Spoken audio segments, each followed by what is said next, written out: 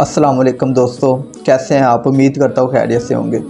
आज हम एक ऐसी शख्सियत के बारे में जानेंगे जिन्हें कॉमेडी स्टार्स के नाम से जाना और पहचाना जाता है, जो लाखों नहीं करोड़ों चेहरों पर मुस्कुराहट बखेरने की वजह बना करते थे।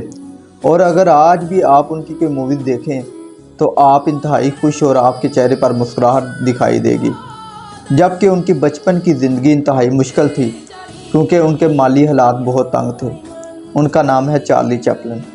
चार्ली चैपलिन अपने बचपन का एक वाक़या बयान करते हैं जो कि उनकी ज़िंदगी का खूबसूरत वाक़या है। चार्ली चैपलिन कहते हैं कि जब मैं छोटा था तो मैं अपने बाप के साथ सर्कस देखने के लिए गया तो मैं इंतहाई पुरजोश था क्योंकि मैं आज पहली दफ़ा सर्कस देखने के लिए आया था। तो वह कहते हैं कि जब हम वहाँ पहुँचे तो टिकट्स लेने के लिए एक लंबी कतार लगी हुई थी और उस कतार में हमारे आगे एक फैमिली थी जिनमें उनके 6 बच्चे और वालिदैन शामिल थे। और जब उनके बाप की टिकट्स लेने के लिए बारी आई तो वह बाप खिड़की की जानब गया और टिकट्स की कीमत पूछी। और जब वो टिकट्स की कीमत पूछता है तो वो अपनी बीवी के कान में कुछ सरगोशी करने शुरू हो जाता है। तो उसके चेहरे पर एक इंतहाई शर्मिंदगी और दुख था। चार्ली चैपलिन कहते हैं कि फिर मैंने देखा कि मेरे बाप ने अपनी जेब से $20 निकाल कर ज़मीन पर फेंक दिए और उस बंदे की तरफ इशारा करते हुए कहा कि सर आपके पैसे नीचे गिरे हुए हैं। और वो बंदा आंसू भरी आंखों से मेरे बाप की तरफ देखता है और शुक्रिया अदा करके टिकट्स लेकर अंदर सर्कस देखने के लिए चला जाता है। तो चार्ली चैपलिन कहता है कि जब वो अंदर चले जाते हैं तो मेरा बाप मेरा हाथ पकड़ता है और मुझे पीछे खींच लेता है और कहता है कि बेटा मेरे पास सिर्फ वही $20 थे, हम फिर कभी सर्कस देखने के लिए आ जाएंगे। तो चार्ली चैपलिन कहता है कि वो मेरी ज़िंदगी का सबसे खूबसूरत दिन था और वो इस दिन से भी ज़्यादा खूबसूरत था कि जब मैं पहली दफ़ा सर्कस देखने के लिए आया हूँ।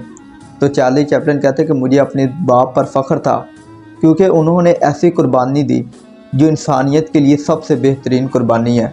और यकीन करें, चार्ली चैपलिन कहते हैं इस वाक़े को मैंने अपनी ज़िंदगी का बेहतरीन वाक़या बनाया।